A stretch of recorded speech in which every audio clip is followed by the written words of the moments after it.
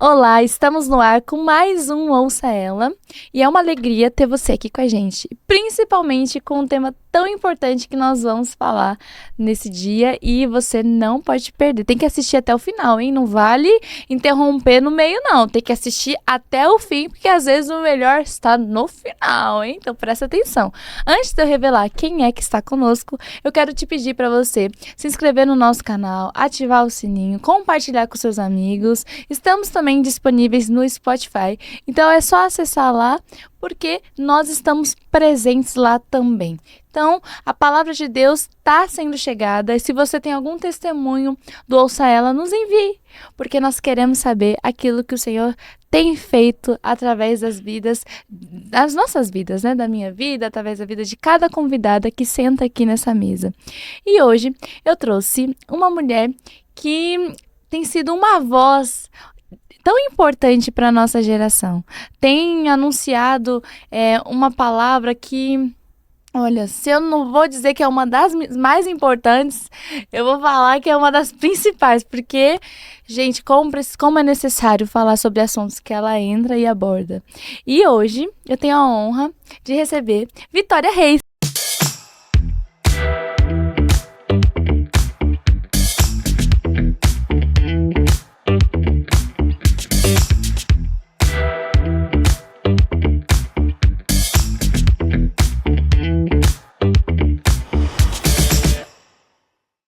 Seja bem-vinda. Obrigada! Obrigada, uma alegria, Isa, estar aqui com você, com todos também que estão acompanhando, ouvindo um pouco da nossa conversa. Seja bem-vindo e acompanhe, porque eu tenho certeza que o papo vai ser muito bom. Com certeza, não tenho dúvidas que vai ser maravilhoso. Estávamos conversando nos bastidores aqui, eu falei, pô, esse podcast vai ser tremendo, então você tem que assistir realmente até o final, viu? Ó, só para vocês saberem, a Vitória, ela é pedagoga, escritora, ela é mãe por parto, né, natural e por adoção. E a gente vai entrar nesse assunto, porque é uma mãe muito especial aqui também. Hoje ela tem falado para muitas pessoas sobre a prevenção da infância e hoje nós vamos falar sobre isso. Ouvi, você tem tantas essas coisas que eu falei, palestrante também, tem viajado por vários lugares falando, mas antes disso eu queria que você falasse quem é você. Você sempre foi cristã? Boa pergunta. Sempre fui, assim, aquele famoso berço evangélico, né? Ah, sim. Eu vi até um meme disso uma vez que eu ri muito, que tava um berço e a plaquinha ali, evangélico, que falam que só esse é o único berço evangélico que existe, né, gente? Porque filho de crente não é crentinho. E é bom a gente ter essa noção, porque eu nasci, sim, na igreja, cresci na igreja, no ministério muito tradicional. E foi assim, eu creio que um presente de Deus para minha criação, porque me trouxe uma base moral muito importante. Mas eu fui, de fato, viver uma conversão genuína já na minha juventude, que eu digo quando minha cosmovisão, né, minha visão de mundo foi marcada realmente pelo Senhor, pela palavra. Ali foi meu encontro com Deus. Eu já estava na universidade, sempre servia ao Senhor, fui muito ativa na igreja. Mas existe uma diferença, né, de você ser parte de uma igreja, de você ser igreja. Eu falo que até ali eu era parte de uma igreja, e parte ativa, mas era necessário um encontro realmente genuíno com o Senhor, e isso aconteceu já na minha juventude. Eu já estava próxima ali dos meus 20 anos, quando a minha mente foi marcada pela mão do Senhor, quando eu comecei a ver frutos de transformação na minha vida pela palavra. Óbvio que tudo que eu vivi na infância me alimentou, me levou até aquele lugar, mas foi próximo dos 20 anos que eu tive realmente um encontro genuíno com o Senhor, e sou muito grata aos meus pais por insistirem, né, numa criação nos caminhos do Senhor, e é o mesmo que a gente busca lá em casa hoje, eu e meu marido, fazer com os nossos filhos também, conduzi-los neste caminho para que eles permaneçam até o fim, em nome de Jesus. Com certeza. Sempre tem aquele momento que a gente tem aquele encontro com Deus de verdade. Eu também sempre fui da igreja, mas tem aquele momento que, assim, antes eu te conhecia só de ouvir falar. Exato. Hoje os meus olhos te veem, É verdade. né? Sempre tem. Todo crente de verdade, o raiz mesmo, tem esse momento que E eu todo gosto mundo de dizer que precisa ter, porque tem precisa. gente que, sei lá, nunca desviou, nunca teve um testemunho, né, sei lá. A gente gosta daqueles testemunhos que a pessoa fala, roubava e não roubo mais, É. matava e não mato mais. Glória a Deus, né, que bom Ai. que você não faz mais isso. Ufa! E às vezes a pessoa pensa que por não ter um testemunho desse, de viver uma vida muito errada, digamos assim, que ela não tenha que ter um testemunho, mesmo uma pessoa que viveu uma vida ok ali durante toda essa trajetória, nasceu, cresceu na igreja, precisa ter esse momento onde você lembra, cara, ali Jesus me encontrou, porque é um marco, porque a palavra é muito clara, né? Não há nenhum justo. Mesmo aquele que parece fazer tudo certo, ele precisa de Cristo. Cristo é a única salvação, a única resposta que nos conduz a Deus e à eternidade. Então, até a pessoa que tem esse testemunho mais normal, digamos assim, ela precisa desse encontro, né? Com certeza. E me fala uma coisa, Vi.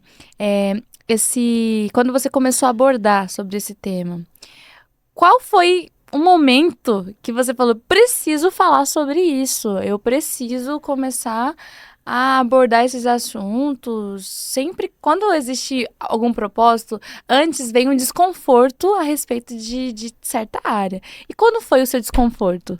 É muito interessante você perguntar, porque foi de fato uma experiência espiritual que eu tive, né? Eu sei que às vezes nem todo mundo que tá acompanhando aqui entende o que é quando a gente fala, né? Uma experiência espiritual. Mas eu creio em experiências que nós vivemos com Deus, seja num momento devocional, onde a gente tá lendo a palavra, num culto, num evento, de diversas formas, porque Deus não se limita a um único modo de comunicar conosco, né? E aconteceu um dia, eu estava num evento, e na época a senadora Damares era ainda ministra, né? E ela estava nessa posição e levantando muito forte essa bandeira de proteção à infância. Esta é uma causa da vida dela, né? Por conta de todo o testemunho que ela carrega, e enfim, eu lembro que aquele dia ela falava e as pessoas, assim, era a gente passando mal de um lado, o outro chorando do outro, porque foi muito forte, foi algo muito profundo. E o Senhor me tomou num pranto, assim, algo que não era natural meu, porque eu não sou uma pessoa que naturalmente me emociono demais, mas aquele dia eu fui tomada por um pranto que eu sabia que não era só da Vitória, mas um clamor do Senhor dentro do meu coração pelas crianças.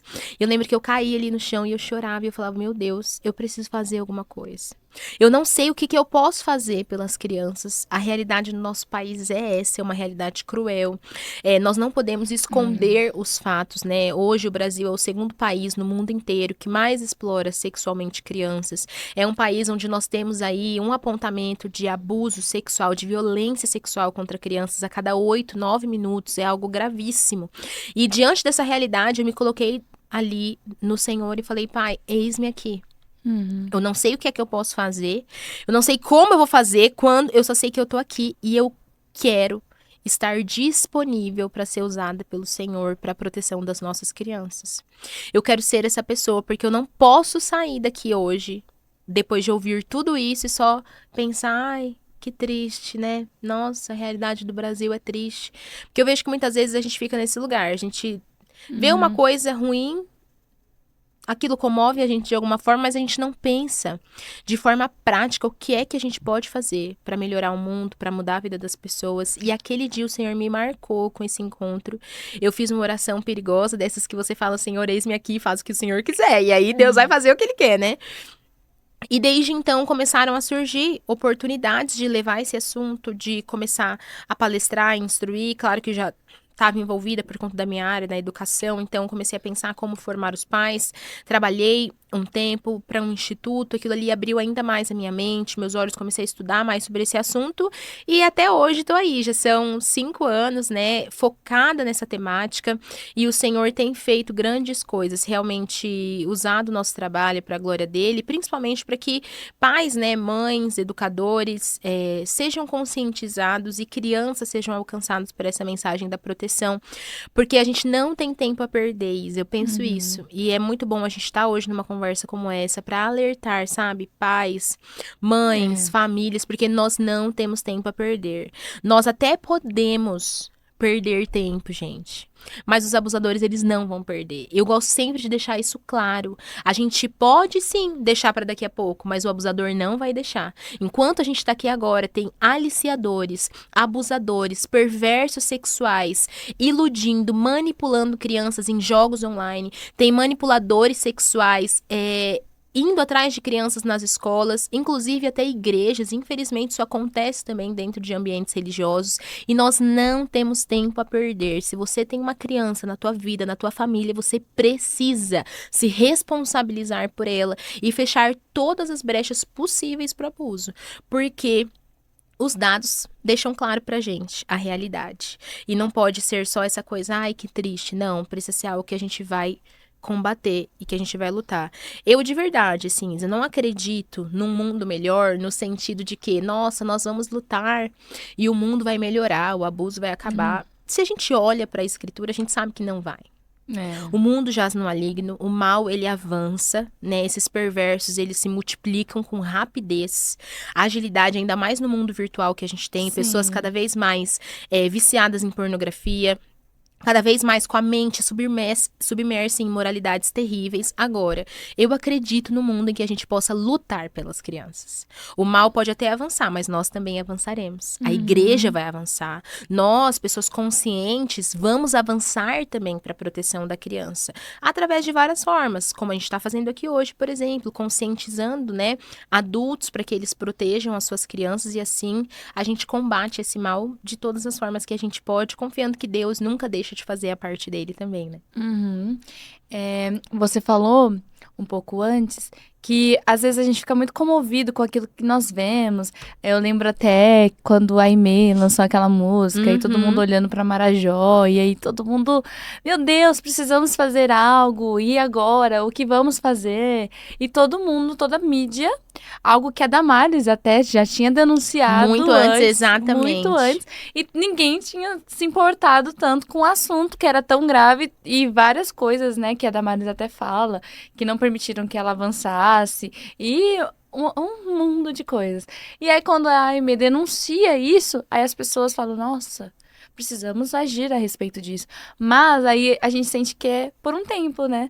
É por um tempo todo mundo olhando, as mídias olhando, e depois vai passando. E posso te falar algo interessante? Quando a gente olha para esses problemas, a gente vê que só a igreja permanece. Eu tive a oportunidade de ir até o Marajó, de ver de perto aquela realidade. Confesso que foi algo assim que me devastou por dentro. Porque é muito pior do que a gente escuta na mídia. É uma realidade. Gente, não é mentira. O que a ministra Damares, na época, hoje senadora, né, diz sobre Marajó não é uma mentira. Tudo que é falado é verdade. As crianças vivem num nível de vulnerabilidade extremo. Os próprios pais entregam, muitas vezes, os seus filhos para situações de abuso, assim, terríveis. É uma realidade ali. E a única coisa que confortou meu coração foi ver que a igreja nunca abandonou o Marajó. O que falta de política pública, o que falta de investimento, de investigação que começa daqui a pouco some e ninguém mais fala, a igreja permanece ali, levantando pessoas, enviando pessoas para o Marajó.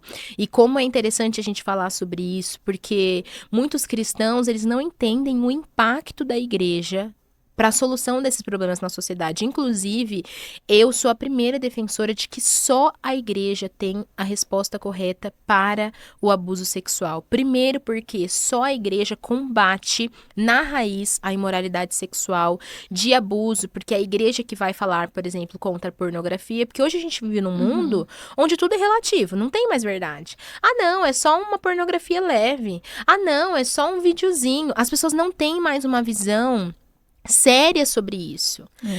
E somente a igreja que entra com profundeza, e não só isso, que consegue restaurar, porque uma pessoa, depois que ela tá viciada em pornografia, é muito difícil um psicólogo acessar aquele lugar. Muitas vezes um psiquiatra não vai conseguir acessar o que a gente sabe que só Deus acessa. Então a igreja tem a melhor e mais eficaz resposta contra o abuso em todos os âmbitos. Não só isso, mas também na restauração dessas vidas. O trabalho humanitário que a igreja faz no Marajó, e não só no Marajó, mas em todo o Brasil e no Ocidente como um todo, onde a gente vê a cultura cristã ainda, né, de forma majoritária na sociedade, a gente vê que é a igreja que insiste, continua ali lutando por essas pessoas. Por isso a gente tem que ter muito orgulho de ser crente, muito orgulho de ser cristão. Eu não aguento isso de crentes falando, não, porque precisamos de mais políticas públicas. É claro que o governo precisa funcionar, eu sou a primeira a falar que a gente precisa de política, sim. É uma área, inclusive, que eu estou cada vez mais ativa, porque nós precisamos ocupar esse lugar, mas sem nunca esquecer que a igreja nunca abandonou o perdido. A igreja nunca abandonou essas crianças. Existem sim igrejas omissas, infelizmente. Mas quando a gente olha para a história, quando a gente vai para Cracolândia, quando a gente vai para o Marajó, quem que tá lá? A igreja tá lá. A igreja tá lá. Não importa, eu fui para diferentes ambientes ali, localidades no Marajó, porque a gente tá falando de um arquipélago, são várias várias comunidades, né, separadas ao redor de muita água, por isso até que é tão difícil chegar em algumas comunidades ali. E não importa se lá no finzinho tem uma igreja. Você vai encontrar a igreja ali. Você vai encontrar a manifestação do reino de Deus lutando por essas pessoas, porque eu creio que os olhos de Deus não saíram, sabe? As mãos de Deus não estão curtas exatamente para essas causas. Agora, Deus vai fazer através de quem? De mim, de você, de nós, né? Deus deseja nos usar para isso. E aí que tá o nosso papel aqui hoje. E a pergunta que a gente sempre precisa se fazer, não é só o que o governo pode fazer, é o que eu posso fazer pela sociedade, o que eu posso, a serviço do Senhor, fazer para melhorar o mundo, né? Como nós podemos ser resposta às nações. A gente sempre fala na igreja, Deus me envia, me envia, me envia. Mas assim, a gente precisa realmente se posicionar para ser essa resposta. Eu fui para Colômbia e eu fui fazer missão na Colômbia. E aí a gente teve um momento que nós estávamos orando pelas crianças, né? E aí foi bem na época que saiu o Som da Liberdade. Aí eu falei, gente, não é possível que seja assim também. Não é possível que seja tudo isso que estão falando, não é possível. E aí a gente começou a andar e, tipo, tinha casos dentro da igreja de crianças que sumiram. Sim, e dentro da igreja. E, tipo, crianças que foram na rua e desapareceram. E aí eu perguntei pros irmãos, é sério isso? É muito sério, a gente vê isso à luz do dia. Pessoas pegando crianças para tráfico à luz do dia. Aí eu fiquei, gente... E aí eu falei, a gente precisa fazer alguma coisa. A gente precisa... Não sei o que a gente vai fazer aqui agora. Deus dá estratégias pra gente, mas a gente precisa fazer alguma coisa. E chega a ser meio desesperador, né? Porque a gente se vê, assim, aquela coisa... Meu Deus, eu sou muito limitada pra tentar resolver isso aqui. Porque nossa vontade, quando a gente tá diante de uma situação como essa, é, meu Deus, eu quero pegar todas as crianças, cuidar, proteger, não deixar sair ninguém. É uma situação complexa. Desesperador. Mas aí, a mesma coisa que você falou... Os olhos do Senhor estão sempre lá. E já tem um povo agindo a respeito disso. Aí quando eu vi uma movimentação da igreja fazendo algo a respeito, eu falei, glória a Deus, depois eu vou conseguir ir pro Brasil em paz, mas nunca mais com o coração em paz a respeito desse assunto. Eu sempre vou ter que fazer algo a respeito, porque quando você não sabe daquilo, tudo bem, você não sabe, você é ignorante, mas a partir do momento que você tem conhecimento daquilo e você não se posiciona, você é omisso às coisas que fazem, né? Exatamente. Mas, gente, olha, é muita coisa. E algo até interessante... Seguindo um pouco disso que nós estamos falando, é que, às vezes, por ver situações como essa, como o caso, né, da Ilha de Marajó, e outros casos onde envolve uma vulnerabilidade social extrema, muitos pais tendem a pensar que esse problema nunca vai acontecer com eles. Ah, não, porque eu vivo numa cidade grande, imagina meu prédio cheio de segurança, minha criança está numa escola privada, sei lá, começa a pensar que por conta da sua realidade, estar realmente privada de algumas dificuldades, o abuso não chega ali. Mas esse é um problema tão demoníaco, né? É algo tão perverso que não tem classe social. Da mesma forma que o abuso acontece no Marajó, nós também temos abuso em São Paulo, no Rio, e pode ser no lugar...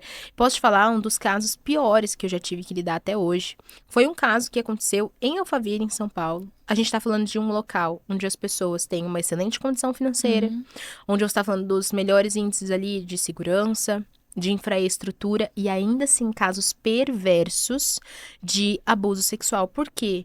A perversidade sexual, ela não escolhe classe social. É claro que uma criança que está em vulnerabilidade extrema, ela está ainda mais exposta a muitas situações.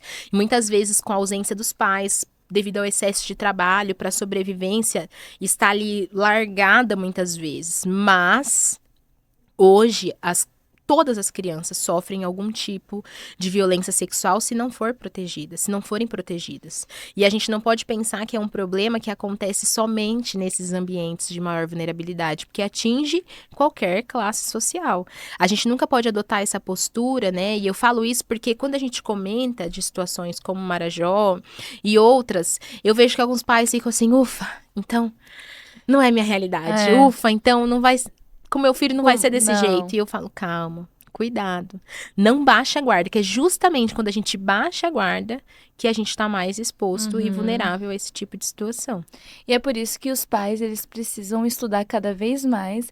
Até a gente vale entrar nessa parte dos livros que você tem, dos trabalhos que você faz, para também ajudar os pais a comunicarem para os filhos, né? A protegerem eles de uma forma que talvez a escola não vai proteger, outras pessoas não vão proteger, mas o seu próprio filho vai conseguir se proteger de alguma forma, porque você vai se comunicar com ele a respeito disso. Conta um pouco dos materiais que você trouxe aqui, que você já escreveu. Até antes disso, algo que você tocou é muito importante. O primeiro passo para a prevenção é a conscientização do pai e também da criança. Sim. Perfis abusadores, eles não têm um perfil específico. Inclusive, a gente recebe muito essa pergunta. Tá, mas como que geralmente o abusador é? Como que ele... Óbvio que a gente tem alguns comportamentos que se repetem, mas o perfil abusador pode ser qualquer pessoa, tá bom?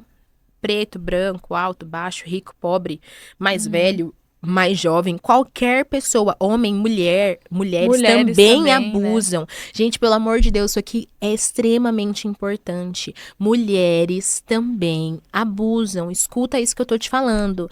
Para de abaixar a guarda só porque o teu filho tá sob o cuidado de uma mulher, ele não corre o risco de ser abusado.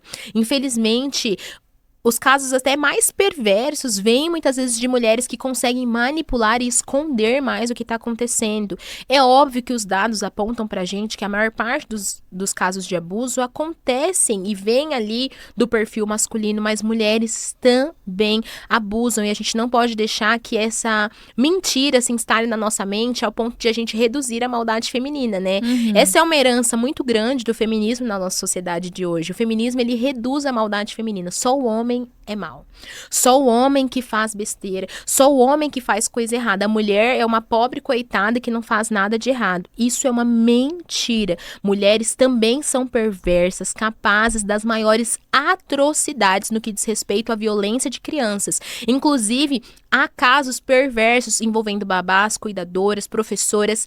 Tenha cuidado, assim como familiares também. Mulheres abusam, elas também podem cometer esse tipo de violência com a sua criança e merece atenção. Não abaixe a guarda, fique atento, isso é muito importante.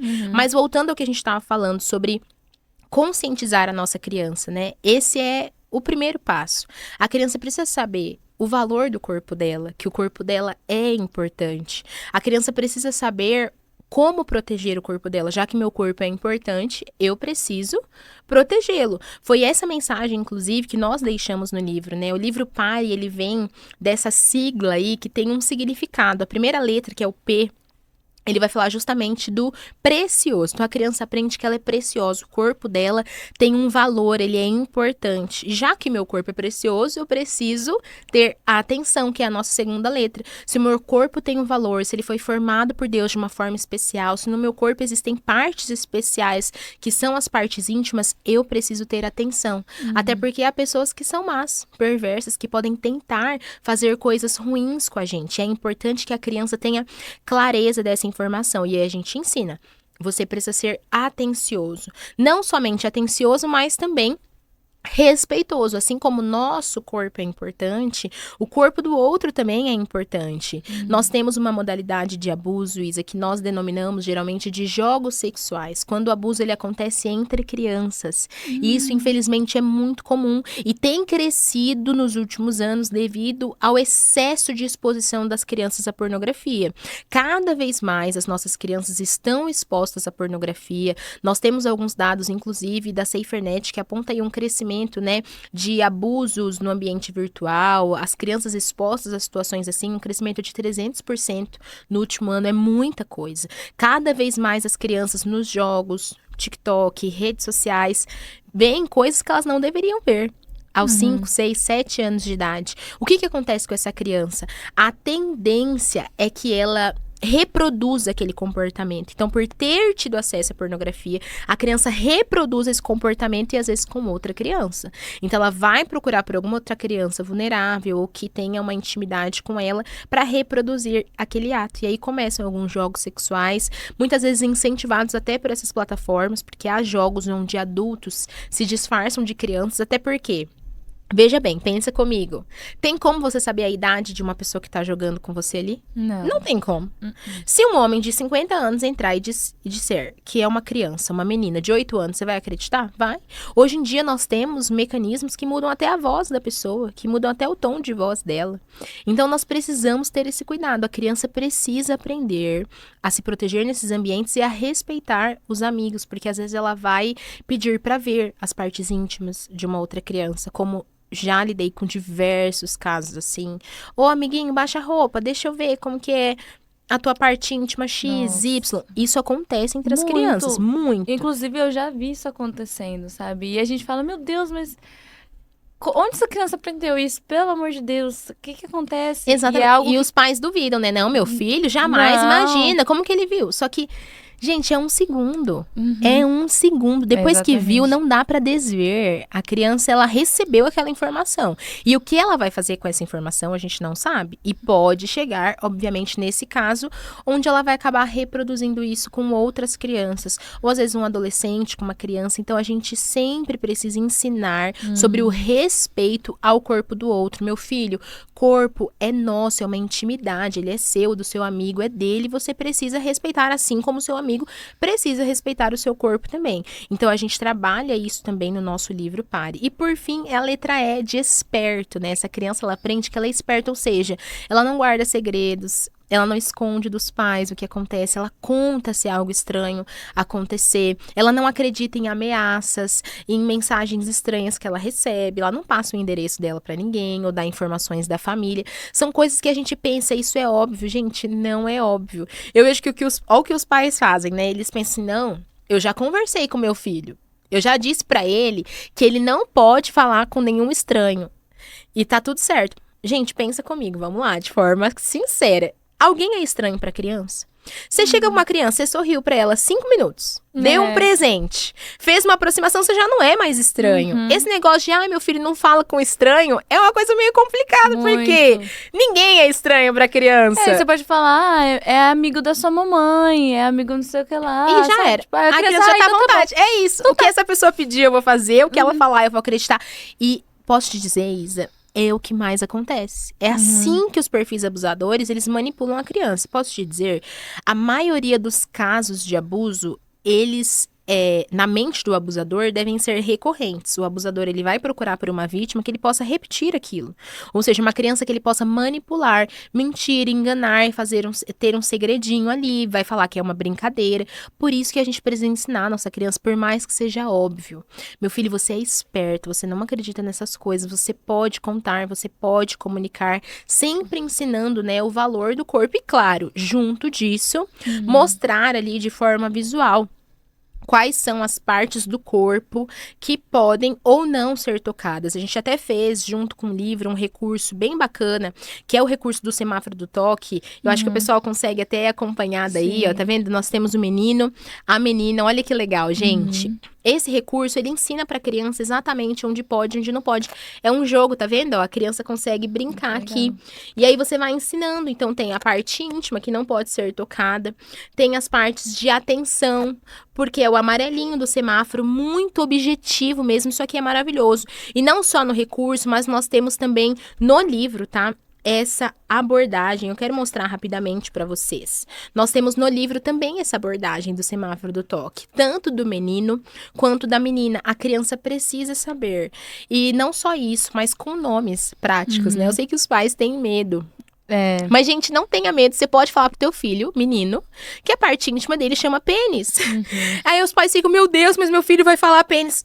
Seu filho vai falar coisa muito pior do que ele aprender na escola. Ele não vai aprender pênis com os amiguinhos dele. Ele vai aprender nomes baixos, chulos. É importante a gente ensinar. Não tem nada de terrível nisso pra criança. Ela vai entender que é o corpo dela. Se ele é um menino, ele tem um pênis. Se é a menina, ela tem a vulva. tem a vagina, e a gente vai ensinando, tem o bumbum, os seios, né? Depois vai desenvolver ali os mamilos. A gente vai ensinando, claro, tudo adaptado a cada idade, mas é importante que a criança ela tenha essa consciência, porque o primeiro perfil que os abusadores procuram para abusar são de crianças inconscientes. Crianças que não têm domínio sobre o seu corpo, que não sabem exatamente o nome, porque essa criança é mais fácil de ser enganada. Muitos pais tratam a parte íntima sem perceber como um brinquedo. O próprio pai ensina isso sem perceber. Ai, filhinha, olha aqui, sua florzinha, a bonequinha, não sei o quê. Você começa a usar termos que vão no subconsciente, trabalhando com a criança, que aquilo é um brinquedo. Não, é uma parte íntima, especial, importante. Ensine com clareza para a criança. Porque são, assim, eu falo que a gente nunca tropeça, né, Isa, em pedra grande. A gente tropeça naquelas que não dá para ver, nas coisas pequenas. O básico, bem feito, ele protege as nossas crianças. Sim. E é muito importante de a gente fazer. Nossa, mas é muito importante mesmo os pais comunicarem dessa forma, porque o que você falou faz muito sentido. Eu nunca tinha parado pra pensar que realmente fala, ai, cadê a florzinha? Aí, tipo, você vem ao abusador e fala, deixa eu ver essa florzinha. E ele a Sim. criança já tá acostumada com aquela linguagem, e aí fica muito mais fácil pra algo acontecer, né? E até com toque indevido, né? Meu Eu Deus. sempre reforço com os pais. Nunca deixe que ninguém brinque com as partes íntimas do seu filho. Eu recebi uma vez relato de uma mãe que estava numa situação constrangedora porque ela precisava confrontar sua sogra, que toda vez que estava trocando o filho dela ali, no momento normal, na frente dos pais mesmo, trocando a criança, ficava, ai, cadê o pintinho da vovó? Cadê não sei o que? Essas coisas, que brincadeira que algumas pessoas fazem. E ela estava incomodada com aquilo e eu falei, realmente essa brincadeira não é adequada. Porque no subconsciente da criança você tá demonstrando que a parte íntima dela é o quê? Um brinquedo. Não se brinca com parte íntima. A gente sempre reforça na mente da criança. Na parte íntima, ninguém deve ver, brincar, tocar ou beijar. A não ser que seja para limpar. Tá tudo bem, a gente vai precisar, obviamente, uma criança precisa de auxílio. E eu reforço aos pais, se você precisa conversar, seja a sogra, a mãe, irmã, converse, não poupe, não deixe o teu filho exposto a uma situação constrangedora por falta de coragem, às vezes, de se posicionar e falar, eu sei que não é legal, gente, eu já passei por situações que eu tive também que me posicionar, e eu sei que a gente fica assim, é uma situação chata, ainda mais quando é uma pessoa que você gosta, e a pessoa pode se ofender, nossa, tá desconfiando de mim, não é esse, você pode explicar pra pessoa, não é que eu tô desconfiando de você, mas é porque eu tenho todo o cuidado de fazer um trabalho e você tá desfazendo todo o trabalho que eu tô fazendo. Eu tô tentando ensinar a minha criança que o corpo dela é privado, que é íntimo, pra ela cuidar e você tá seguindo um caminho totalmente contrário, consegue entender? É incoerente. É igual a mãe que diz, meu filho, olha, ninguém pode tocar nas suas partes íntimas, mas troca a criança na frente de todo mundo. Faz sentido? Não faz? A criança ela fica confusa, porque uma hora meu corpo é importante, ninguém pode mexer. Mas daqui a pouco, eu não tenho mais valor nenhum que minha mãe arranca minha roupa no meio do churrasco da família. E tá tudo certo. E tá tudo certo. Consegue verdade. entender? São pequenas coisas que nós precisamos mudar na nossa conduta, na cultura dos nossos lares, a fim de proteger, de fato, as nossas crianças. No prático, gente, no prático, são esses detalhes. Ensine desde cedo o que é público, o que é privado. Ensine a criança que ela sempre pode contar com você. E esses momentos, posso te dizer, são importantes, inclusive, para a criança perceber tua postura. Nossa, quando alguém me desrespeita, minha mãe se posiciona. Minha mãe não deixa que isso aconteça. Nós passamos uma situação recente com um dos nossos filhos, uma situação que não nos agradou, e na mesma hora a gente se posicionou, procurou a pessoa e a criança precisa saber disso. Meu pai está aqui para me defender, minha mãe está aqui para me defender, porque se o nosso filho vê a gente banalizando algum tipo de violência ou de situação constrangedora com ele vai contar depois se alguma coisa acontecer? Não. Não. Ele vai falar? Você não se importou? Exatamente. É nessas horas que a gente precisa estar atento. Ó, meu filho, eu tô aqui por você. Sim. Se precisar ir pra cima, eu vou. Se precisar defender, eu tô aqui. As crianças precisam receber essa segurança de nós. Porque isso, com certeza, deixará com que elas, né, estejam mais protegidas ali no dia a dia. E, Vi, e quando o abuso vem da parte familiar? Eu acho que isso fica muito mais complicado, porque, nossa, eu não consigo nem imaginar Porque, igual você falou, às vezes eu tenho que avisar a sogra porque tá brincando e tal. Mas, às vezes, realmente, a sogra pode estar fazendo algo relacionado com a Errado. criança, algo Sim. errado com a criança. A gente nunca vai saber, porque nunca ninguém vai deixar, oi, eu sou um abusador aqui, entendeu? Nunca ninguém vai Perfeito. falar isso. Eu falo que podia ter um radar, né? A gente É. podia ter um bip. E é o meu sonho, chegar perto de alguém e apitar. Uhum. Ó, possível abusador. Infelizmente não tem. Não tem como a gente saber quem é essa pessoa. E isso se explica, tá bom? Se você pega, por exemplo, uma pessoa viciada em cocaína, você vai saber que ela é viciada em cocaína, que deixa marcas, né? Tem sinais físicos externos no comportamento. Uma pessoa viciada, sei lá, em maconha, em álcool. qualquer coisa. Álcool, exatamente. Tem cheiro, tem comportamento. A pessoa emagrece demais, começa a ter comportamentos de roubo, enfim, por conta da droga, sei lá, você vai perceber. Agora, diga pra mim, é possível perceber uma pessoa viciada em pornografia? Não. Não. É possível perceber uma pessoa viciada em promiscuidade sexual? Não é possível. E isso as pessoas conseguem esconder. Por isso que é tão perigoso. Por isso que a gente precisa ter um cuidado. Porque você vai saber se você tem um viciado em maconha perto de você, em cocaína. Agora, se você tem um viciado em pornografia, um perverso sexual, um predador sexual, dificilmente você vai saber. Por isso que, na dúvida, tem a mesma conduta com todos. Pode ser sogra, sogro, tio, não importa. Tenha a mesma conduta de prevenção, de cuidado, estabeleça limites claros. E, infelizmente, como você perguntou, o abuso acontece no contexto intrafamiliar. Não só acontece, como mais acontece neste contexto, né? Os dados apontam pra gente, chega aí numa média de 68%, 70% de casos de abuso dentro do contexto familiar. Por quê? Primeiro, é o contexto que a gente baixa a guarda. É o contexto que a gente relaxa. Aí tô em casa, tô no meu ambiente de segurança, aqui não vai acontecer nada. Aí você já tá mais vulnerável, porque é onde você não tá com a anteninha ligada. Segundo, a gente tem dificuldade de desconfiar das pessoas que a gente ama. Evidentemente, eu não tiro a razão. Se nós amamos, é difícil você desconfiar de uma pessoa que você ama. Mas sempre dê o benefício da dúvida e acredite em qualquer relato da criança. E não só isso, observe o corpo. Veja se voltou do mesmo jeito que foi. Veja se a criança reclama de alguma dor, de alguma situação estranha, ou se ela manifesta algum comportamento estranho quando ela volta de determinados ambientes. Estabeleça limites claros. Não tem isso de, vovó, vó, tio, tia, parente, primo, ficar se trancando com a criança em ambiente fechado. Não, tem que estar no meio de todo mundo. Eu gosto de dizer, Isa, que o amor nunca precisa ser escondido, não. O único amor do ambiente privado é o amor de homem e mulher, de um casal. O resto, o amor, ele pode ser público. Se você tá tendo um momento de carinho, de brincadeira com a minha criança, por que você tem que se esconder com ela para fazer isso? Então, a gente já tem que estabelecer esses limites. Trocas precisam ser limitadas. Quem é que troca? Em que ambiente que troca? Como troca? Sempre conversando com a criança. Lá em casa, eu reforço com, principalmente o Manu, que é o mais novo, né? Porque ele tem uma idade ainda de depender muito dos cuidados externos. Vovô pode fazer tal coisa? Não. Vovó pode? Não. Titia pode? Não. Papai pode? Não. Mamãe pode? Não. Ninguém pode fazer esse tipo de comportamento, é inadequado para qualquer um. E ele sabe, se algo acontecer, ele pode contar. Ele pode comunicar e dizer não. Tanto que ele é muito desconfiado com algumas coisas muito básicas, porque a gente reforça desde pequenininho. Toda vez que eu ia trocar fralda, eu explicava que não podia brincar ali, porque não era brinquedo, era parte íntima dele. Ele sabe que é o pênis dele. Desde que ele tem 1 ano e pouquinho que ele começou a falar, ele já sabe falar pênis, que é onde está a parte íntima dele. Ele tem essa noção. Coisas básicas, mas que ajuda a criança. E se acontecer, minha orientação, né? Se os pais têm alguma dúvida, pesquise, vá atrás. Não durma tranquilo, se você está com uma pulga atrás da orelha, vá atrás de investigar. Se necessário, coloque uma câmera. É a segurança dos nossos filhos que está em jogo, mesmo que envolva alguém da família. E se necessário, denuncie. Denuncie, porque dificilmente um perfil abusador tem uma vítima só. E quando nós denunciamos, nós estamos quebrando o ciclo. A gente está lutando para que aquilo não aconteça mais. E percebeu qualquer comportamento, brincadeira inadequada, já se posicione imediatamente. Ei, não faça isso com meu filho. Essa brincadeira não.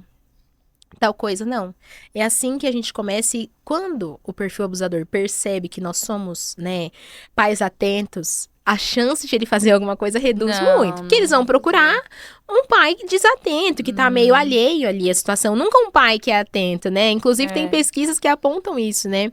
Que perfis abusadores, eles evitam crianças que têm pais perigosos, que parecem posicionados, sabe? Bravos, que se manifestam porque eles não querem nem ser descobertos e nem sofrer as consequências de uma descoberta como essa, né? Meu Deus, e Satanás é muito astuto, né?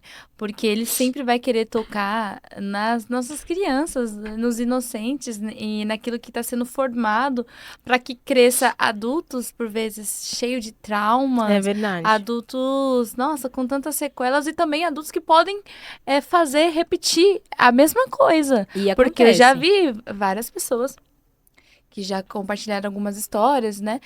Que elas sofreram um abuso e logo em seguida se tornaram um abusador.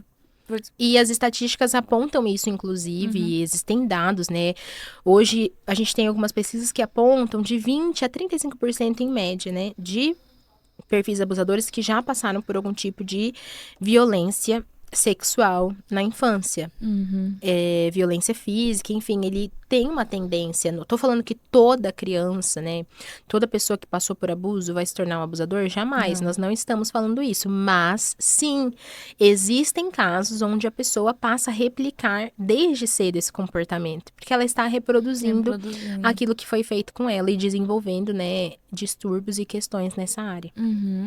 E algo que me impressionou bastante, que eu até comentei com você, foi um post que você fez, de o inimigo mais uma vez, muito assim, vindo bem sutil assim, bem pelas beiradas, e em um livro que parecia ser muito para adolescentes, coisas bem tranquilas, cores bem tranquilas para que a pessoa, o adolescente compre aquilo, ou até mesmo a criança, e quando você abre a página dos livros, uma pornografia lá explícita e meu pesada. Deus, e isso daí é algo que eu acho que eu fiquei tão impressionada porque eu não tinha tanta noção, porque pra mim eu acho que a pornografia era mais entrar, não, claro, a gente abre a TV, hoje em dia minha irmã tava assistindo um desenho que eu falei, gente, tira esse desenho, pelo amor de Deus, que é isso? Até eu falei, gente, tira aqui, pelo amor de Deus, que o inimigo tá muito claro e às vezes os pais não conseguem ver. Ela assistiu 2 minutos na nossa casa esse desenho e a gente mandou tirar e ela já ficou chateada a respeito disso. Eu falei, não E pode. a criança, ela não percebe, né, que ela tá sendo envolvida. Não sabe. O adolescente também não, ele se envolve naquilo e a cultura, ela vai usar termos para mascarar a realidade. Então, por exemplo, no meio dos adolescentes, qual é o termo que eles usam para não falar pornografia? Eles usam o termo hot. Então, eles dizem assim, esse livro tem hot, né? Então, aquela coisa quente. Mas eles não vão deixar claro, este livro contém pornografia explícita e pesadíssima, que nós sabemos os danos na mente humana. E eu vejo muitos pais, né? Até assim, não é uma inocência, porque eu falo, depois que você é adulto, gente, você já não é mais inocente de nada. A gente tem que ter um mínimo de consciência, né? Mas muitos pais, muitas vezes, numa conduta assim, ai, meu filho lê tanto, meu Deus, meu filho é tão intelectual. E quando vai ver o que o filho tá lendo, sim, teu filho lê tanto que ele tá lendo baixaria o dia inteiro. Quer saber como entender um livro, se ele é adequado ou não para o teu filho, não é na sinopse, simplesmente. Porque a sinopse vai esconder aquilo. Dificilmente a sinopse do livro vai dizer explicitamente se há um conteúdo pornográfico ali. Pesquise no TikTok. Vá na barrinha do TikTok e coloque o nome do livro que teu filho quer ler ou que ele tá lendo. Ali você vai saber se teu filho tá lendo algo com conteúdo pornográfico, porque os adolescentes, eles multiplicam isso através das redes sociais. E não só isso, existem outros aplicativos também de leitura, onde eles escrevem e colocam textos, indicam textos, que o foco é que tenha, de fato, conteúdos pornográficos. Isso multiplica muito entre os adolescentes, é muito comum, sobretudo com as meninas, tá bom? Eu vi até recentemente, por conta desse conteúdo, comecei a conversar mais com seguidores sobre isso, e uma seguidora, ela comentou algo bem importante, né, que eu acho pertinente comentar aqui, que a leitura pornográfica está para as meninas, assim como os vídeos pornográficos estão para os meninos, porque os homens, eles são visuais. Os homens, eles se pegam muito na pornografia em vídeo, porque eles são extremamente visuais. Já a mulher, ela tem outros sentidos também mais aguçados, e a leitura envolve ela entra naquela narrativa, naquela história. Romance, né? O romance, exatamente, aquilo envolve ela, e ali também ela vai desenvolvendo apego, né, a essas leituras com conteúdo pornográfico. Inclusive, recebi um relato muito profundo de uma seguidora que demorou anos para conseguir se libertar da pornografia, que começou através dos livros. Ela foi viciada por anos na pornografia e começou na leitura de livros assim que pareciam romances inofensivos e escondiam pornografia pesada no meio do enredo deles, né? Mas também um app, uma plataforma que eles usam muito entre os adolescentes, que é o Wattpad, não vou saber pronunciar da melhor forma, mas onde eles publicam esses textos e onde há livros ali, ela começou a entrar nesse mundo, ela não conseguia mais sair. Dali, obviamente, ela começou a consumir pornografia de todos os tipos. E é um alerta que nós precisamos dar aos pais. Não é só porque o teu filho tá lendo que isso é o máximo. Não basta ler, é necessário ler coisas úteis, boas, morais, que vão alimentar, que vão trazer virtudes. E não só porcaria, porque infelizmente é o que tem a rodo por aí, e o que há empresas, lideranças, enfim, que estão super dedicados, né, a investir cada vez mais para alcançar a próxima geração. Porque, como você falou muito bem anteriormente, se a gente destrói a infância, o diabo ele tem menos trabalho na vida adulta. Porque se você destrói essa fase de desenvolvimento, de formação, todo o resto ele vai ser comprometido, infelizmente. Não tenho dúvida disso. Me dá até um desespero também. Mas esse desespero é algo que eu quero me comunicar melhor, eu quero entender, eu quero ir atrás, mas muitas pessoas, eu percebo, muitas mulheres, falam, eu nunca quero ter filho, olha como tá esse mundo, Deus me livre ter filho, Deus me livre. Hoje em dia tem muito isso dentro das igrejas, e é algo que veio aqui na minha mente, porque eu vi um noticiário onde dizia que os muçulmanos, o mínimo deles, o certo, assim, é ter 5 filhos, assim, o mínimo deles, né? E aí, por quê? Eles querem que mais pessoas possam ser muçulmanos, e aí eles querem Exatamente, o crescimento, uma conversão em massa. E cada vez mais, nós cristãos, em vez de nos posicionarmos e queremos buscar, e buscarmos mais entendimento, buscar mais, eu preciso saber, eu preciso conhecer, não, a gente desiste, a gente fala, não, muito difícil. Hoje, o mundo tá acabando, não quero mais. O mundo é muito mal, né? Como que eu vou botar os filhos nesse mundo mal? Como que eu vou fazer criança nesse mundo? Gente, pra mim esse é o pensamento mais incoerente pra um cristão, né? Meu apelo sempre é o seguinte, você é uma pessoa cristã? Minimamente moral, boa, então, pelo amor de Deus, procrie. Porque se você é uma pessoa que tem uma conduta moral, e principalmente se você tem Cristo na tua vida, é importante que você gere vida nesse mundo, porque os teus filhos vão ser como luzeiros na sociedade, vão ser, de fato, luz e sal nessa terra. Nós precisamos disso, como você citou muito bem dos muçulmanos, eles entendem o princípio do discipulado, eles não estão brincando em serviço. Você vai olhar hoje, né, a situação, por exemplo, na Inglaterra, em outros locais, como a cultura está sendo tomada numa velocidade absurda. Sim. E não é de forma do acaso, né? Nossa, sem querer, esse país se tornou maioria muçulmana. Não, é porque eles estão gerando vida, estão procriando, estão tendo filhos. E não só isso, mas discipulando esses filhos. E esses filhos estão discipulando as outras pessoas, conhecendo outras pessoas. A gente vê isso muito forte hoje também, através da internet. Então, assim, nós, né, filhos de Deus, precisamos, gente, casar, ter filho, fazer filho, sabe? Isso é muito importante também para o processo de discipulado das nações. Não tô dizendo aqui que ninguém, você é obrigado a ter. Cada um sabe da sua vida. Agora, se você entende que a sua vida pode, né, gerar algo de melhor no mundo, a sua prole também pode. Então, é coerente que você multiplique para que você entregue mais disso para a sociedade, né? Exatamente. Para de ter medo, mulher. Eu já conversei com muitas mulheres. É normal, né? Eu acho que realmente o mundo, ele tá um pouco complicado. Um pouco não, muito complicado. Mas nós somos a mudança que o mundo precisa também, por diversas vezes. Nós somos a resposta que o mundo precisa. E assim, a gente gerar filhos bem posicionados, filhos que, através do seu exemplo, vai incendiar a sua sala de aula, vai incendiar a faculdade, vai incendiar todos os lugares que ele atua. Isso daí é o evangelho indo, Exatamente. né? O evangelho cada vez mais chegando, através do exemplo dos pais. E bom falarmos sobre esse assunto, porque a gente já entra em outro, que muito legal a escolha que você fez junto com seu marido, né, de dar adoção. Eu acho muito nobre, muito, muito legal. Eu já pensei, eu até falei, vou perguntar algumas coisas que eu tô perguntando mesmo sobre mim, sobre a minha vida, porque é algo que muitas vezes pessoas não têm coragem de fazer. Fala, meu Deus, como que vai ser? Como que é esse processo? Eu queria que você compartilhasse um pouco como foi esse processo de adoção, como que surgiu tudo isso na sua vida, porque é uma decisão que você tem que tomar muito assim, com muita certeza. Então, veio Exato. mediante alguma coisa antes. Olha, excelente assunto. Bom, eu amo ser mãe, né? Eu acho que vale começar por aí. Eu amo ser mãe, eu amo a maternidade, eu amo a oportunidade que Deus me deu de criar, discipular os meus filhos. É claro que existem desafios, gente. O que não tem, eu falo que tudo dá trabalho, pelo amor de Deus. Sempre trabalhei, desde muito nova. Então, tudo nessa vida dá trabalho. Filho dá trabalho também, e é justo que dê esse trabalho, né?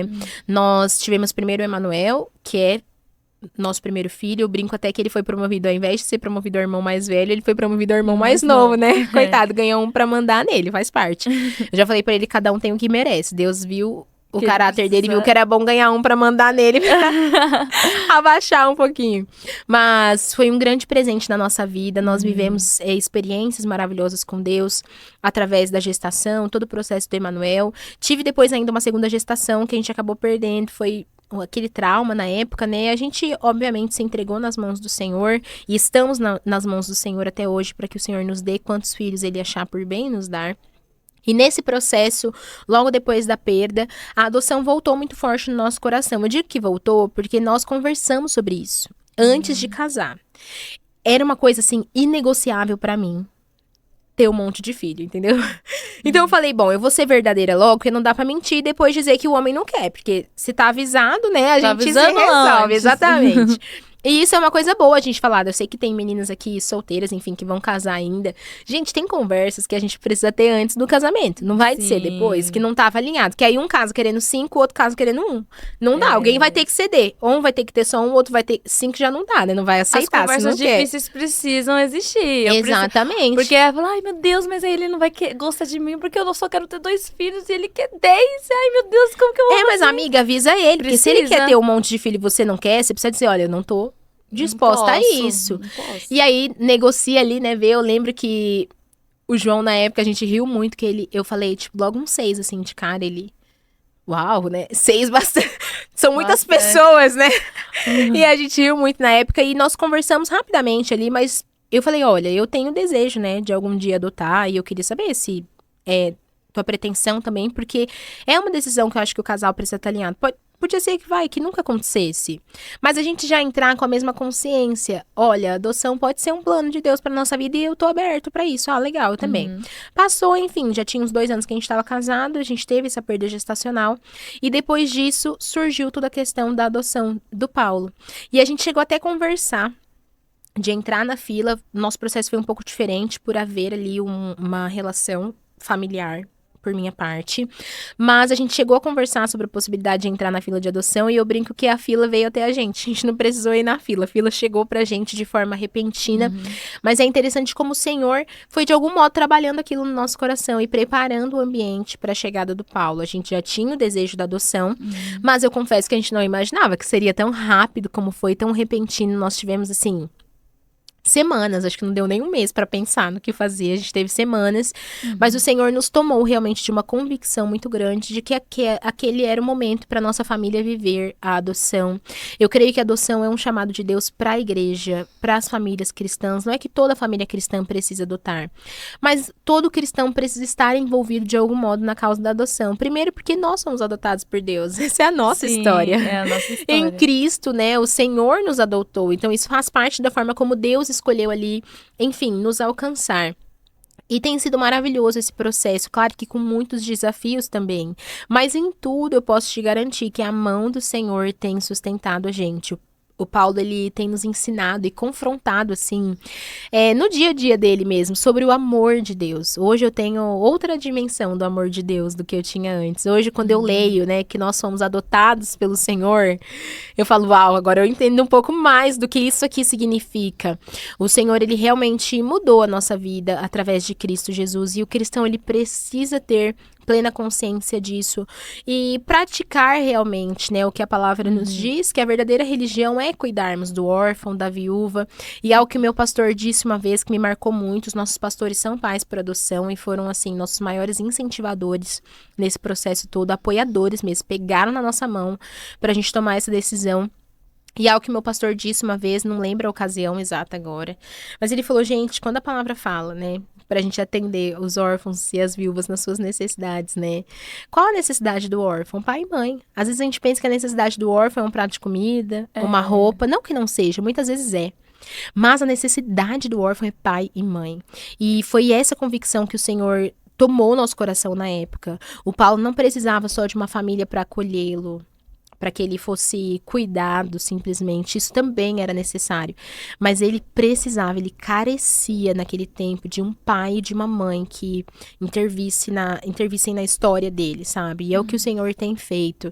Eu tenho aprendido muito, eu sempre digo isso assim, eu não sou a melhor mãe do mundo, não sou nem de longe uma mãe perfeita, sou uma mãe imperfeita, meio maluca, doidona com muita coisa, mas eu busco sempre, né, ser uma mãe disponível, uma mãe que tá ali para obedecer a Deus, uma mãe que tá ali para se arrepender, recomeçar e falar, Senhor, como que eu posso formar essa vida pro Senhor? E na adoção, assim, é o que mais tem me marcado até então, ter tido o privilégio de conduzir, né, a alma do Paulo, a conversão. Eu nunca esqueço que o primeiro passeio que a gente deu, assim, depois que tudo tinha acontecido na vida dele, a gente tava nesse processo de aproximação, e ele falou assim pra gente, olha, eu preciso contar uma coisa, não sou evangélico, tá? Aí eu ri muito, eu lembro, deixa comigo, fica tranquilo, é uma questão de tempo. E ver ali dia após dia ele aprendendo a amar o Senhor, amar a palavra, amar a Deus. Meu Deus, isso é sobrenatural, isso é maravilhoso. E eu creio que o Senhor não tem só esse chamado para nossa família, mas para outras famílias também, sabe? Se há aqui pessoas que estão acompanhando a gente hoje, cara, se o Senhor toca o teu coração para isso, coloque isso em oração. E não precisa de... Não é que você não precisa se preparar, óbvio que você precisa, mas a maior preparação é a disponibilidade. Sim. Diga ao Senhor, eis-me aqui. A hora que o Senhor quiser, como o Senhor quiser fazer, eu tô aqui. E o Senhor faz de forma maravilhosa. Nós temos vivido milagres, né, com a nossa família e recebido realmente o toque do Senhor através desse processo de adoção. E eu sou muito grata a Deus, porque Ele escolheu a gente para essa missão tão nobre, né? Demais. Mas tão espiritual também. É algo espiritual, é algo que é um movimento de Deus. E eu creio que há um chamado do Senhor para sua igreja, para resgatar os filhos dele que estão soltos por aí, né? E uma obra tão linda sobre a vida do Paulo, principalmente, né? Que eu não consigo imaginar como ele deve sentir. Tipo, é como a gente se sente. A gente também não consegue. Como isso, né? Não dá pra entender. Tipo assim, imagina... vim pra uma família que, assim, que ama, que cuida, que zela, e, tipo assim, todo o sentimento, de repente, de desprezo, e é os sentimentos que nós sentíamos quando estamos distantes de Deus, né? De estar sozinho, abandonado, e hoje o Senhor nos chama pra perto, né? Nos chama pra sentar na mesa, e é a mesma coisa que o Paulo deve sentir, estando, né, numa família tão abençoada, tão linda. Em nome de Jesus, a nossa oração é essa, assim, a gente sabe que provavelmente algumas coisas ele só vai entender daqui a alguns anos, né? Há muita cura ainda do Senhor para a vida dele.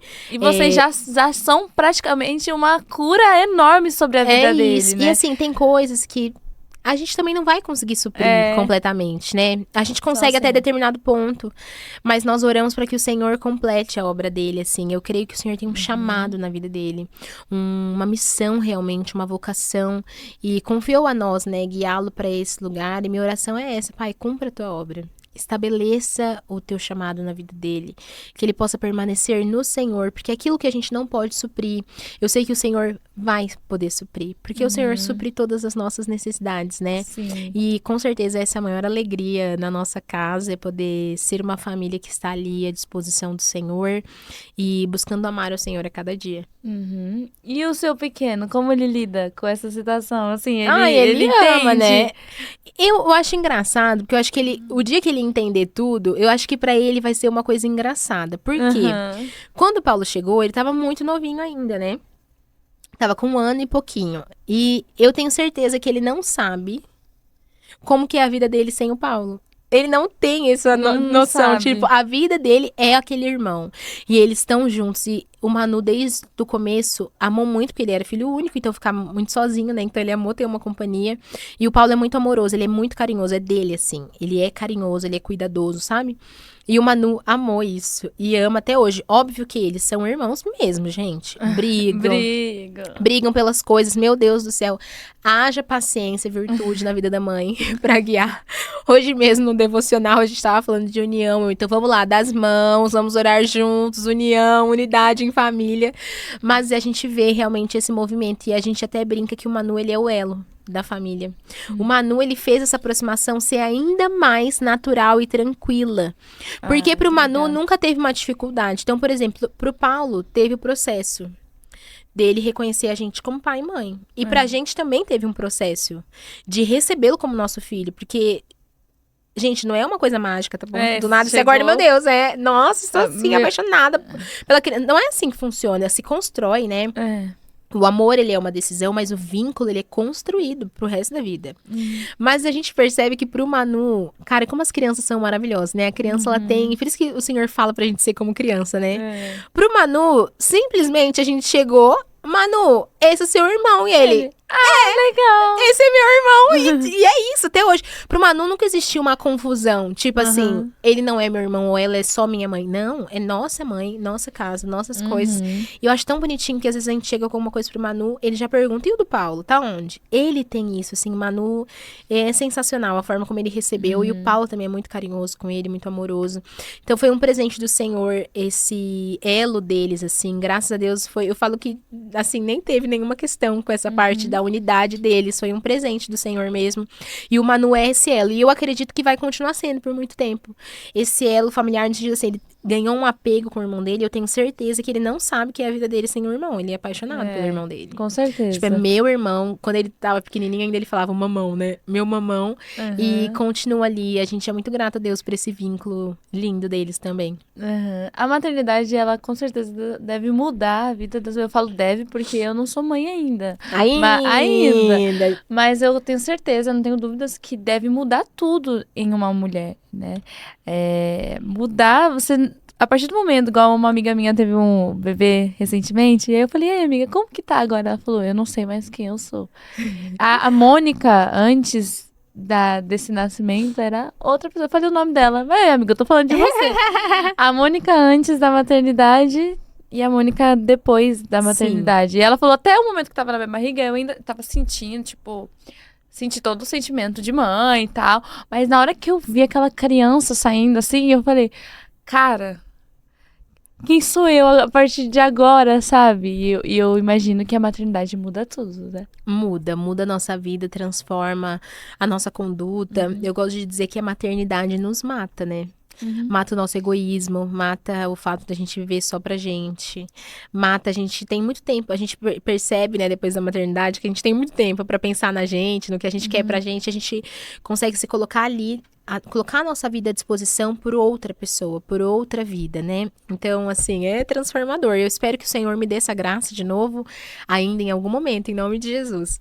Nossa oração é essa, pra que venham mais filhos. Será? Vem uma menininha? Ai, meu Deus, eu tô pronta. Olha ela aqui, ó. Ai, Jesus O amado. pessoal até brinca, é você? Eu falo, não, gente, não sou eu. Isso aqui foi um acaso, né, que aconteceu no livro que eu amei tanto essa ilustração dessa menina, mas eu digo que é a minha futura filha, se Deus quiser. Meu Deus, sua filha tá pronta, meu pai. Profético. Eu recebo, Senhor. Meu marido também, ele tá doido pra ter uma menina. Ah, nossa, vai ser uma gracinha. Já tô ansiosa já pra ver essa menininha. E o pai também, ele tá aqui, gente, ele falando, eu também, eu Não, também. ele tá empolgado. Tomara Deus que venha logo, né? Sim.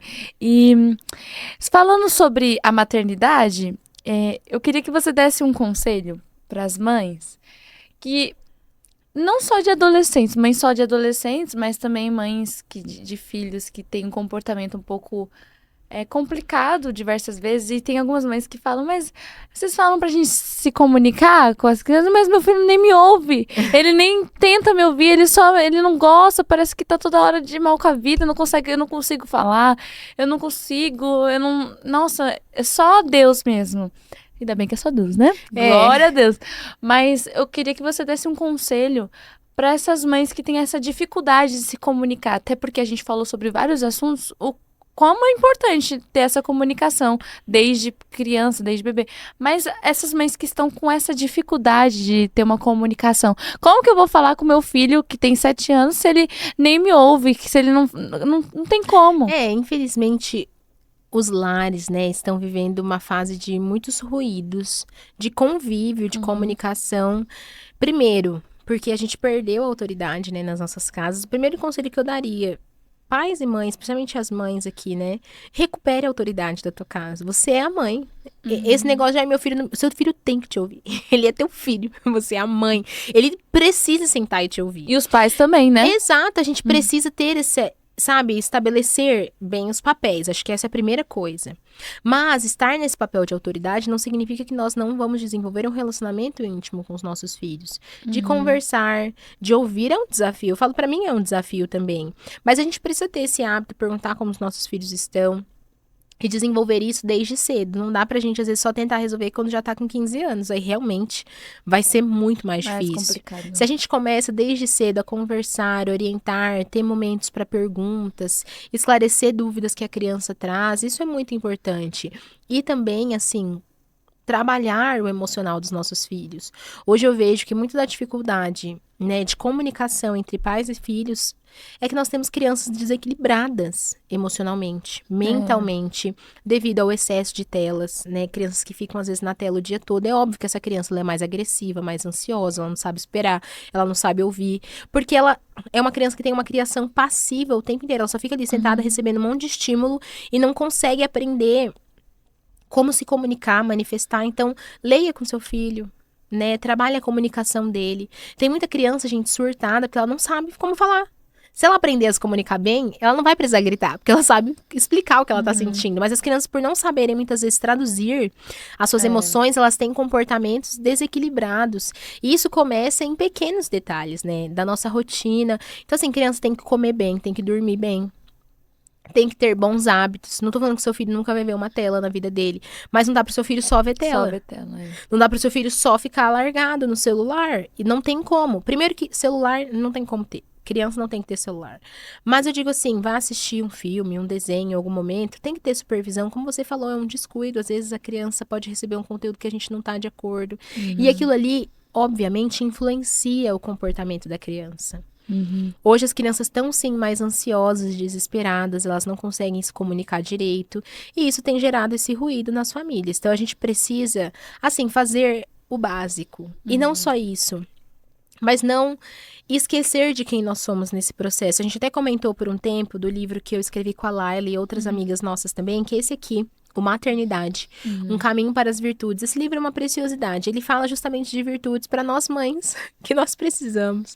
Né? Tem dia que a gente fala, Senhor, me dá paciência, me dá graça. Mas nós precisamos também de humildade, nós precisamos também de generosidade, nós precisamos de diversas virtudes que vão nos ajudar a educar os nossos filhos, né? Meus filhos ainda são crianças, mas eu percebo que, como você falou, nós precisamos depender do Senhor e não perder esse nosso elo com Ele. Porque antes de qualquer ferramenta educacional, antes de qualquer conselho, conselho psicológico, emocional, nós precisamos ser mães cheias do Espírito Santo, que vão saber o que os nossos filhos precisam. O que o meu filho precisa não é o que o teu filho vai precisar, o que o filho de outra pessoa precisa. Cada criança tem uma necessidade e ninguém melhor que o Espírito Santo para nos conduzir, para educar os nossos filhos, atendendo necessidades específicas que eles têm e fazendo o básico bem feito. Acho que o básico nos ajuda. Tem pessoas que convivem às vezes com os nossos filhos e elas ficam meio assustadas. Assim, nossa, o Emanuel come de garfo e faca e eu fico pensando, meu Deus, vai comer com o quê, né? Vai comer com a mão? Nossa, mas ele fala tal coisa. É claro que existem algumas aptidões natas dele ali, ele é um menino muito pra frente. Mas eu vejo também que não tem nada demais na nossa criação. Se você me perguntar assim, nossa, que método você usa? A Bíblia, eu faço o básico. Meu filho dorme bem, meu filho come bem, meu filho tem livros na rotina dele, meu filho não tem acesso deliberado às telas. É isso. Ele vive nos caminhos... Ele não tem uma coisa, sabe? Não tem algo muito, assim... Nossa, eu faço esse método super assim... Queria até, tem métodos que eu acho que são muito bons. Eu queria ser essa mãe. Mas assim, não é muito meu perfil.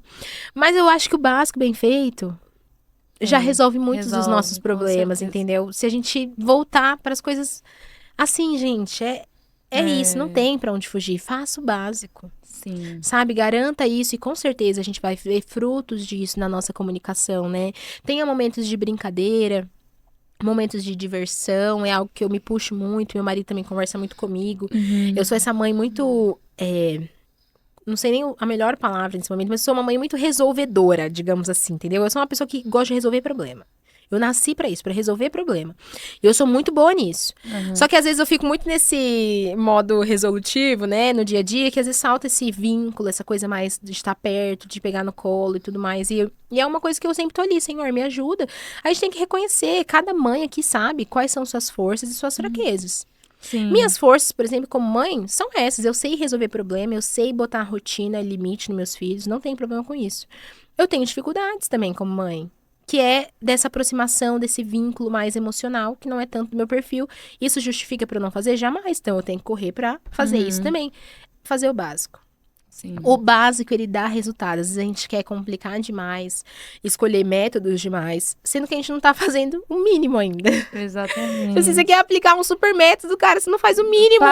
Faz só o que precisa ser feito. Exato, higiene, sabe? Bons hábitos básicos, isso aí já resolve muita coisa na vida dos nossos filhos. E claro, né, gente? Bíblia todo santo dia, em nome de Jesus, que é o que nossas crianças precisam. Sim, e também lembrar que os pais também têm essa responsabilidade sobre as crianças. Porque a gente fala muito sobre a maternidade, sobre a mãe, ensinar e tudo mais.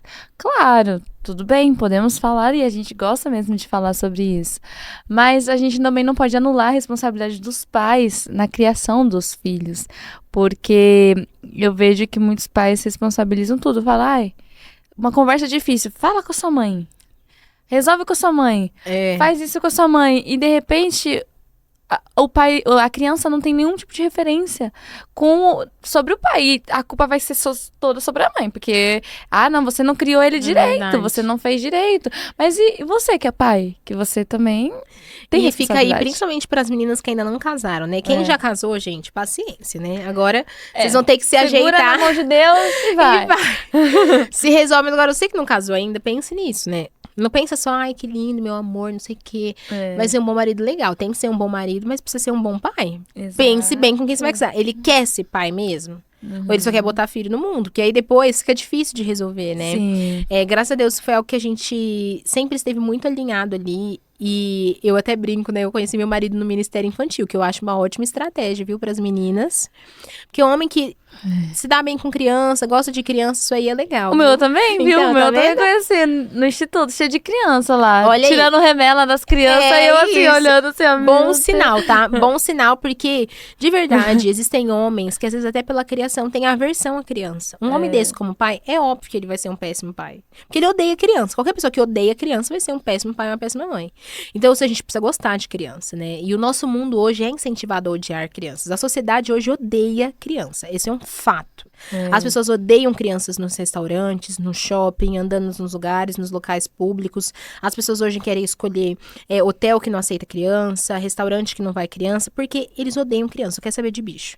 É melhor ter 10 gatos do que uma criança. Infelizmente, essa sociedade que a gente vive. Então, assim, o primeiro critério importante, né? Pra gente pensar num parceiro, gosta mesmo de criança, porque criança incomoda, dá trabalho, faz parte, é a função da criança. Eu brinco que a criança, ela tem que fazer isso pra ela ser uma criança saudável, ela precisa incomodar a gente, porque senão ela não tá bem, não tá saudável. É o normal. E se a gente não tá acostumado e não gosta disso, obviamente que a gente vai recuar e abrir mão da nossa responsabilidade, né, quando a gente tá ali vivendo a maternidade e a paternidade. Então esse é um alinhamento conjunto, e é muito importante, inclusive, pra tudo que nós conversamos, Isa. A postura do pai, ela é essencial para uma boa educação sexual. A educação sexual, ela precisa de papéis bem estabelecidos. Isso faz parte de uma sexualidade saudável.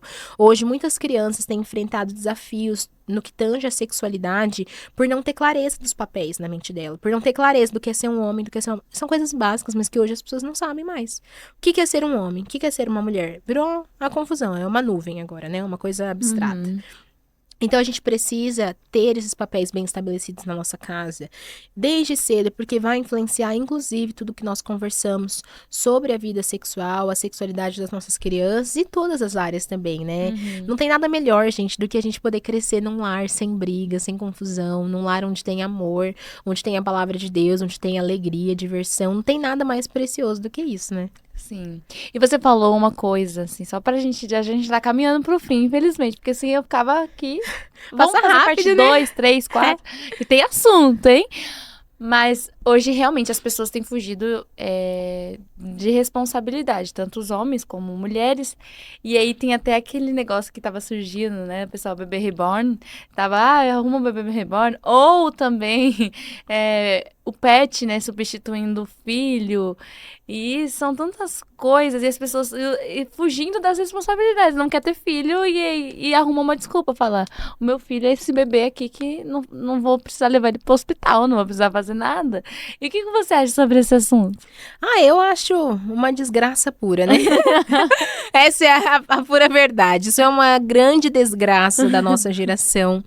É uma geração que foge, sim, de responsabilidades, não consegue nem pensar, né, numa próxima geração. A gente só pensa no nosso próprio umbigo, no nosso tempo, nas nossas necessidades, não consegue se doar. É claro que é melhor, né, você cuidar de um pet, porque ele faz tudo que você quer, né? Se você der a ração dele, tá tudo bem, uai. Ele vai tá bem. Eu não tô descartando, tá bom, gente, que o pet se apega a gente a ele, nada contra. Você tem o seu pet, por favor, ame o seu pet, cuide. Eu tô, inclusive, num clamor lá em casa pra ver se o marido libera um cachorro pras crianças. E não tá dando certo. Libera! As crianças estão com aquela cara de dó já e nada convence o homem de ter um cachorro em casa.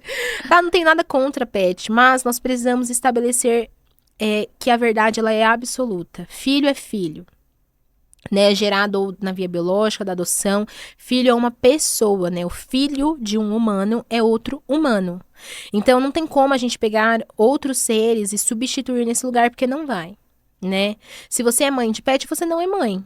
Você é dona, tutora de um animal e glória a Deus por isso. Um animal precioso, que tem um valor, mas você não vai viver a plenitude da maternidade cuidando de um cachorrinho como você vai viver a plenitude da maternidade humana, né? Ali, como cuidando de um bebê, desenvolvendo. Gente, eu sei que a gente tem muitos medos relacionados a isso, mas não tem nada mais precioso do que você cuidar de uma vida, do que você poder amar um ser humano, se doar a ele, você formar uma pessoa. Isso é precioso demais. Não deixe, sabe, que o mundo roube isso. Porque o mundo tem tentado de todas as formas roubar. Eu não vou mentir, criança dá trabalho, vai gastar todo o seu dinheiro, o seu tempo. É uma verdade. Eu não vou falar contra isso. Agora, a gente tem que vida mais pra viver. A gente vai gastar a nossa vida com o quê? A gente tá nessa existência pra quê? Sabe, se pergunte isso, qual o teu propósito, qual o teu chamado? Você tá aqui nesse mundo pra quê? Só pra passar, viver, respirar e morrer? E ter uma companhiazinha ali do teu animal? Ou será que você pode construir uma família, deixar um legado, uma geração, ter sua prole se desenvolvendo? Cara, isso é maravilhoso, isso é mágico, isso é incrível. Isso transcende, sabe, o nosso tempo. E é um presente de Deus. E que tenha também na sua família, né, cachorrinhos, gatinhos, o que você quiser, passarinho, sei lá, traga também, que delícia, eu quero também lá em casa um petzinho fofo, mas tenha cuidado só pra não de relativizar coisas que são básicas. Uhum. A verdade, ela é absoluta.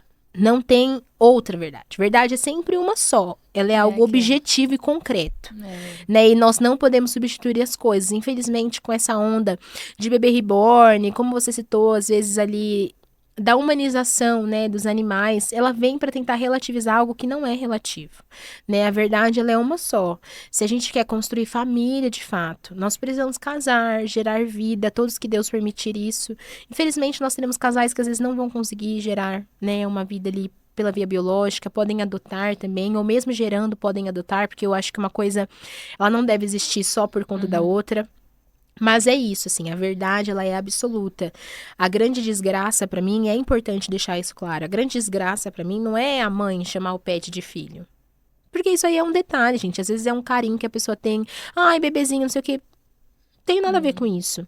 Pra mim, a grande desgraça hoje da nossa sociedade é a relativização da verdade. Isso sim é perigoso.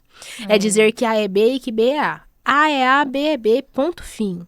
A verdade, ela é uma só. Homens são homens, mulheres são mulheres. Nós precisamos respeitar as crianças, protegê-las. O que é verdade, a gente precisa lutar. Porque se a gente continuar no caminho que a gente tá, gente... Bom, não precisa nem falar, né? Que a gente tá vendo um show de horror. Nossa, não podemos permitir isso.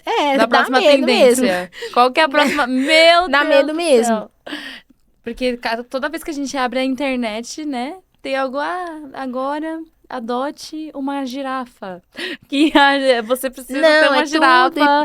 E porque a gente... O ser humano, ele tem uma carência profunda de vínculo, de relacionamento, de pertencimimento. E que, gente, isso só é suprido em Cristo. Nem tendo filho a gente vai suprir, tá? Porque muita gente tem filho pra suprir carência. Não vai. Exato. Pelo contrário, só vai encher sua paciência e você vai depois surtar e vai querer culpar a criança, que não tem culpa de nada. O único capaz de suprir as nossas necessidades. E eu acho que é uma excelente maneira de nós fecharmos, né?